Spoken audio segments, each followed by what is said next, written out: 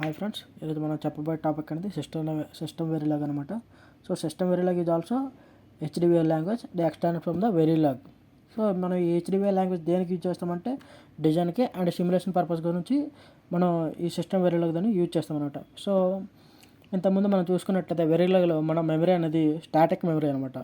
So Verilog supports the dynamic memory. So dynamic memory అంటే ఏమిటంటే మన మెమరీ అనేది ఒక్కొక్క మెమరీ అప్డేట్ అవుతుంది అనమాట. సేమ్ లొకేషన్లో కాకుండా డిఫరెంట్ లొకేషన్లో మెమరీ అనేది అప్డేట్ అవుతుంది అనమాట. So main advantages of the system Verilog, మనం వెరిలాగ్లో తక్కువ అడ్వాంటేజెస్ ఉంటాయన్నమాట, సిస్టమ్ వెరిలాగ్లో ఎక్కువ అడ్వాంటేజెస్ ఉంటాయన్నమాట. సో ఫస్ట్ మెమరీ అనేది డైనమిక్ అనమాట. నెక్స్ట్ ర్యాండమైజ్, మన వెరిలాగ్లో ర్యాండమైజ్ చేయడానికి ఏం లేదు, మనం ఏమైనా ఇన్పుట్ ఇస్తామో అదే తీసుకుంటుంది. సో సిస్టమ్ వెరిలాగ్ అయితే ర్యాండమైజేషన్ అంటే మనం ఏదైనా ఒక నెంబర్ని ర్యాండమైజ్ చేయొచ్చు అనమాట.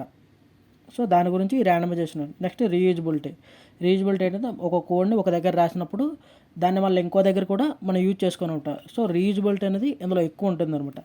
సో ఇంటర్ఫేస్ అంటే మన వెరిలాగ్లో connection to connection, like interface అంటే ఇప్పుడు ఇది ఒకటి ఉంది, ఇదో బాక్స్ ఉంది, దీనికి నెంబర్ ఆఫ్ పోర్ట్స్ అనేవి ఉన్నాయన్నమాట. సో మన వెరిలాగ్ చూసినప్పుడు అంటే ఒక్కొక్క కనెక్షన్ని మనం డిఫైన్ చేయాలి. సో ఇంటర్ఫేస్లో ఏంటంటే ఇవన్నీ ఒక బండిల్ లాగా. సో ఇదంతా సపోజ్ ఒక ఆప్టికల్ ఫైబర్ తీసుకుందాం. సో ఒక ఆప్టికల్ ఫైబర్లో మన ట్రాన్సాక్షన్ చేసినప్పుడు వాళ్ళ నెంబర్ ఆఫ్ వైర్స్ని అందులో ఉంటాయన్నమాట. కాకపోతే అవన్నీ బండిల్ చేసి మనం ఒక దగ్గర చూసిస్తూ ఆ విధంగా అనేది ఇంటర్ఫేస్ అనేది కలిగి ఉంటుంది.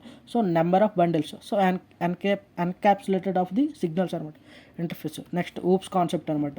ఊప్స్ కాన్సెప్ట్ మనకు వెరిలాగ్లో అసలు సపోర్ట్ చేయదు, ఇది మెయిన్ అనమాట. ఊప్స్ కాన్సెప్ట్ సిస్టమ్ వెరిలాగ్లో ఊప్స్ కాన్సెప్ట్ మెయిన్ అనమాట. నెక్స్ట్ కన్కరెన్సీ, అన్నీ కన్కరెన్స్గా అవుతుంది అనమాట. Next code coverage and function coverage అనేది మన సిస్టమ్ వెరిలాగ్లో చేయొచ్చు. నెక్స్ట్ డిఫరెంట్ డేటా టైప్స్ ఉంటాయి.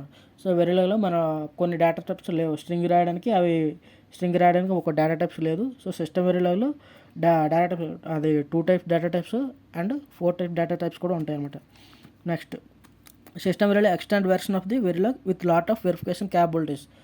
సో మన ఇక్కడ సిస్టమ్ వెరిలాగ్ అనేది వెరిఫికేషన్ క్యాపబిలిటీస్ ఎక్కువ ఉంటాయి అనమాట కంపేర్ టు వెరిలాగ్. ఇది సిస్టమ్ వెరిలాగ్ ఇంట్రడక్షన్ అనమాట.